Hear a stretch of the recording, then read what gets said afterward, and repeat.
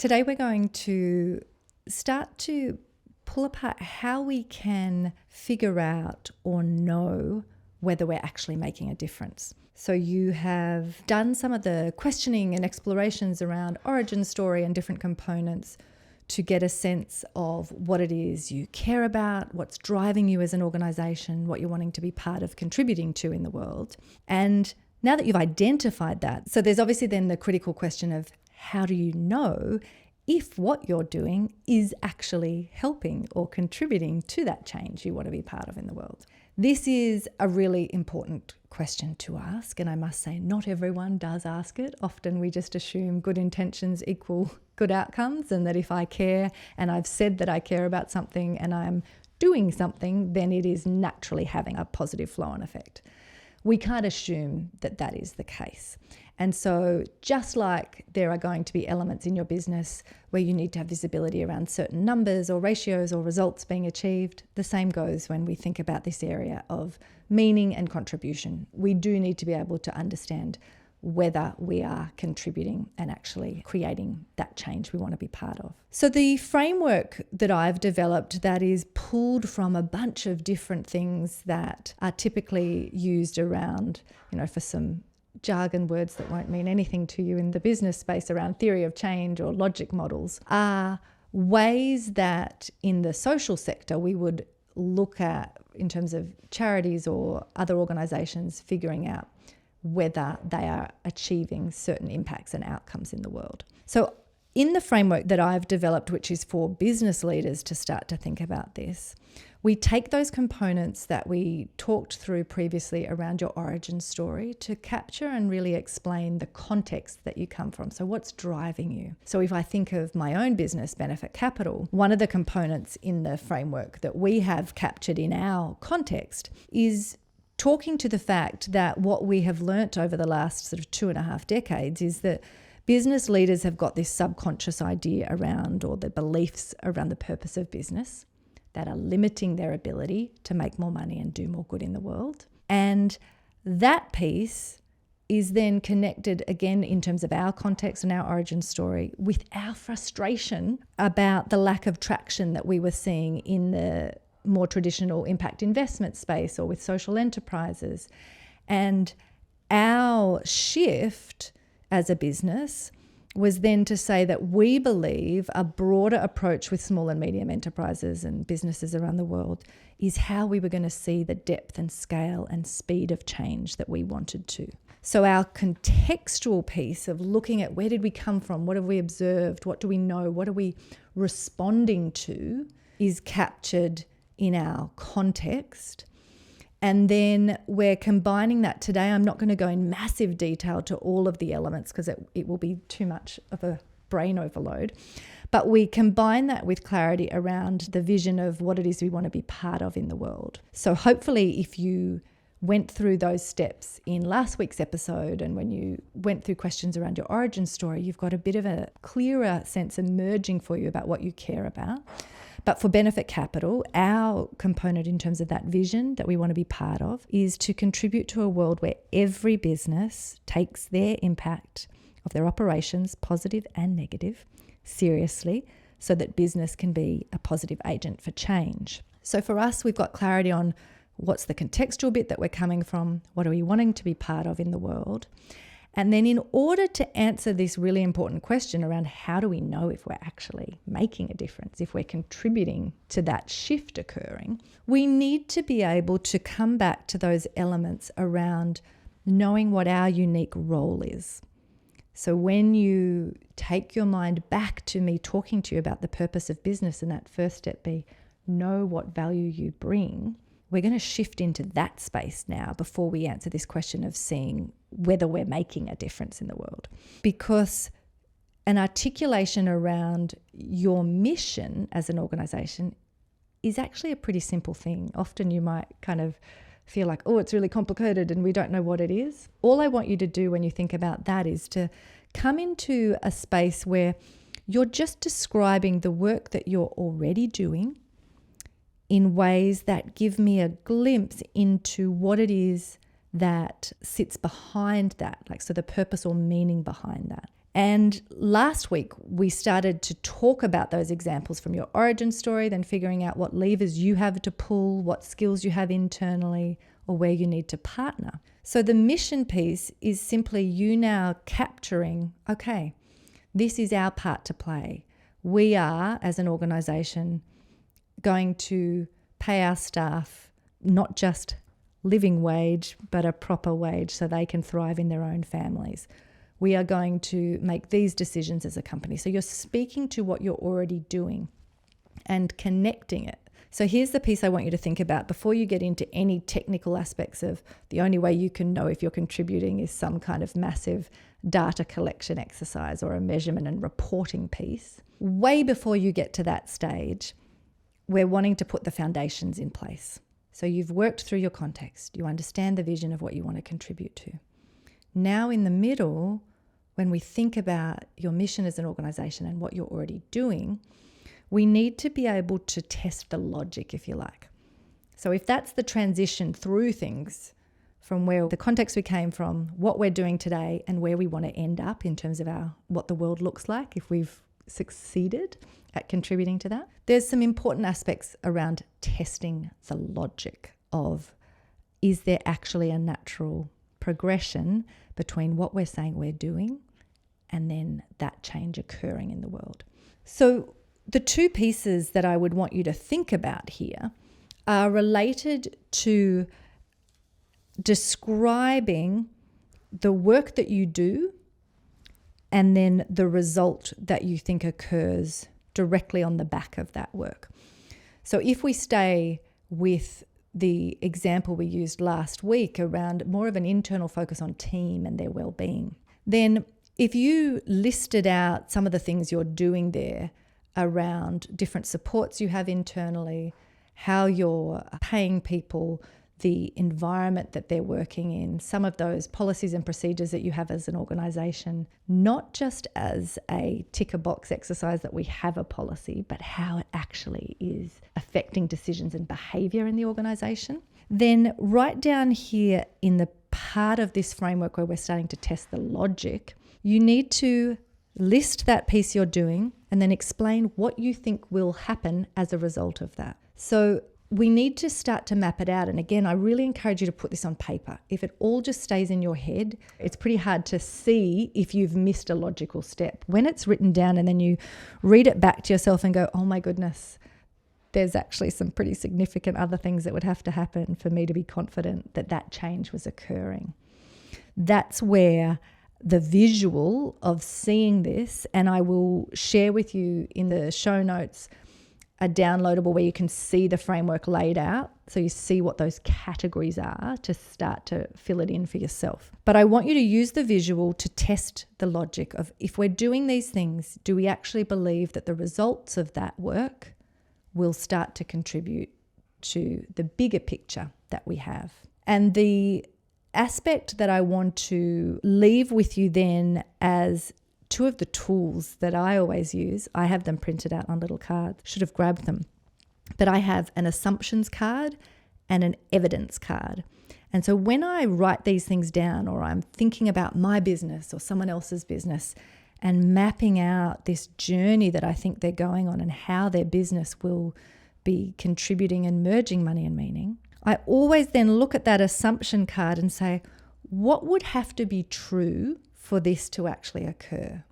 So I bring my mind back to looking at it and going, are there some assumptions here that have not really been named, and that if they aren't true, or if we can't test them, we could be doing a lot of work or spending a lot of money and putting effort into something that is not actually contributing to what we care about. So that's on the assumption side. And the second tool I use is my little card that has evidence written on it.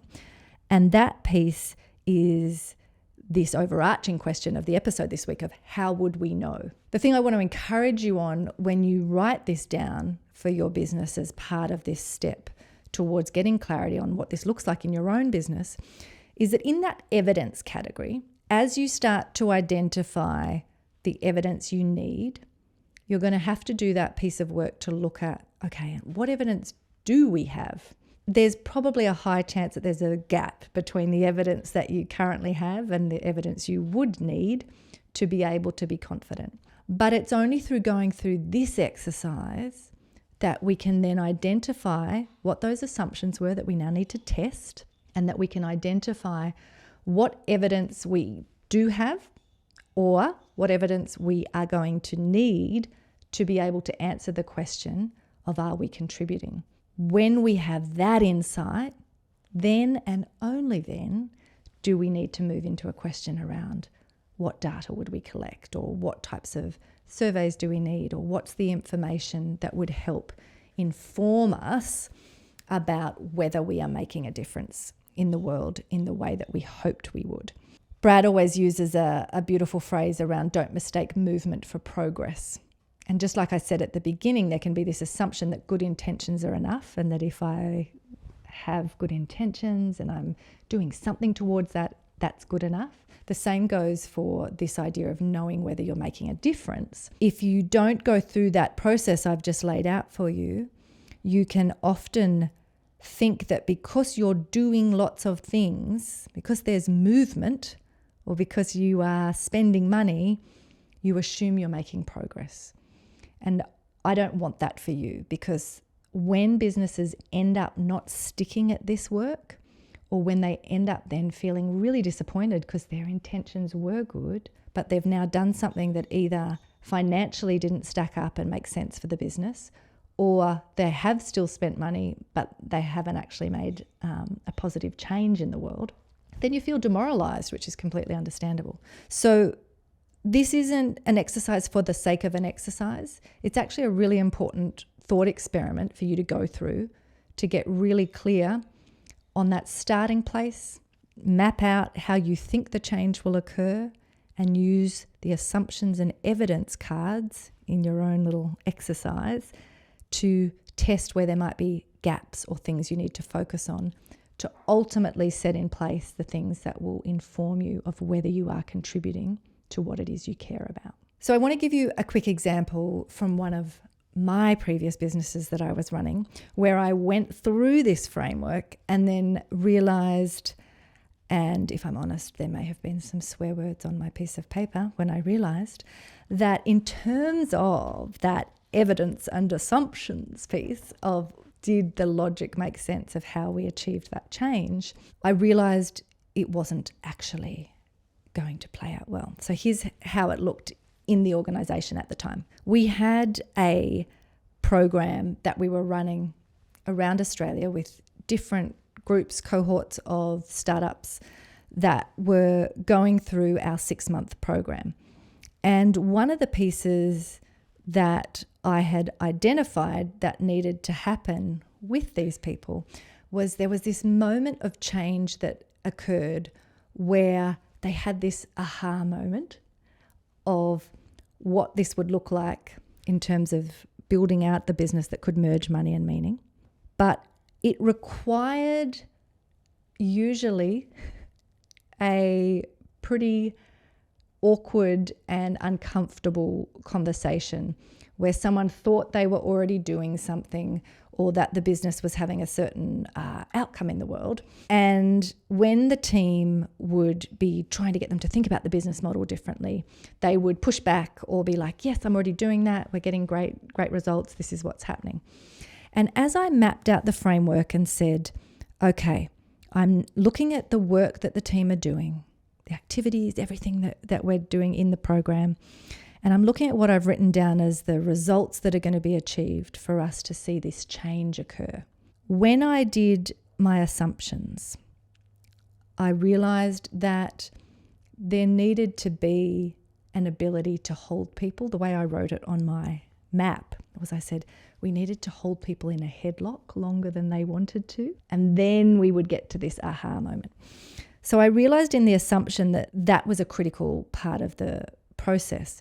And when I flipped over to evidence and said, okay, when I look at the team who are delivering this program and I look at what that skill set is and the capability, the honest answer was that the holding in the headlock only happened when I was in sessions, and I wasn't in most of the sessions because I wasn't running that particular program. So I'm telling you this piece really as that backup around showing you why this is important, because I then had the realization that went, oh, if I wait another 6 months for the program to end and then do some kind of evaluation on the program and wonder why the breakthrough didn't happen, I would have lost the ability to actually shift the strategy and the delivery automatically.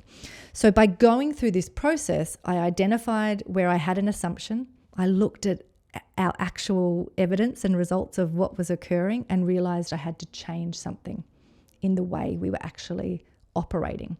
Now, in your business, that might look different. It may be that when you have that realization, you actually have to alter what it is you say you can pull off, because you might say, that's actually not possible. We can't get that kind of result. So you might downgrade the result, or you might have to figure out how to upskill your team, how to change the program, how to insert a certain skill set more. So it's a quick example, but I wanted to share a personal one with you just to show you that even though I have been using these types of frameworks and operating all of my businesses in this way, when you go through the process and use the framework to inform your actual decisions, you will be surprised at how often you identify something that you can now strengthen or mitigate earlier, rather than waiting till down the track because you've assumed that because you said it was going to flow in a certain way that it would. I hope that helps. I assume that this is an ongoing thing as well. This doesn't just happen once. This has to... Yeah. Well, like anything, the part of what I love, and it's a little bit like my answer when I teach people to do business modeling, not to have a business model. These are tools, skills, frameworks that I want you to learn to master and to have in front of you as you're strategizing about your business, as you're planning for the future, because none of this is a once and done exercise. And that's not, I don't say that in terms of like, oh my goodness, how annoying, you have to keep doing it. No, it's actually critical intel that you want to be testing and refining as you go, because if you're going to tap into those competitive advantages, which we are going to be breaking down in future episodes, if you're actually wanting the upside of strengthening the financial stability of your business and genuinely experiencing as a leader yourself that sense of a really meaningful business that also has the financial stability, you can't just have a beautiful 3-day strategy session with the team, come up with these great things, and then go away and go back to business as usual and assume that everything has changed. You increase the chance of this working when you've done these foundational pieces well and when you have clarity on them. What I see is people skipping this piece and going straight to what they think they have to do or should do based on what either customers or competitors or other people are doing, and none of it is really integrated back into the business. None of it has an explanation for why this is important or how it plays out in our particular business. So all of the things that I'm suggesting you do and the frameworks I'm giving you, as Steph has rightly pointed out, they're not to just do once. They're pieces I want to work into your practice as a business leader. But I don't want you to see them as a hassle or another responsibility. I want you to use them genuinely as a tool to help you spot opportunities that you can then leverage to strengthen your business, and to also identify risks, or, when I talked you through assumptions and evidence cards. If you do that exercise and you actually see big gaps, wouldn't you rather know that and then mitigate them up front? Like, that's what being strategic and thoughtful is about. So part of why it is worth going through this exercise and developing up something like your own Jasper Blueprint is that in the process, you won't just have an off-the-shelf answer that doesn't really mean anything to you. You will have something that is truly meaningful to your organization, but that is also customized to how that plays out in your business, how it will actually have flow-on effects or impact the operations internally, the cost structures, your pricing, your relationships with customers. All of that will be bespoke and unique to your organization, not just some generalized comment on running a conscious business or being a better citizen. We're not talking in the fluff and general terms. These are really critical tools and frameworks that will help you be more strategic and that will help you build a stronger, better business.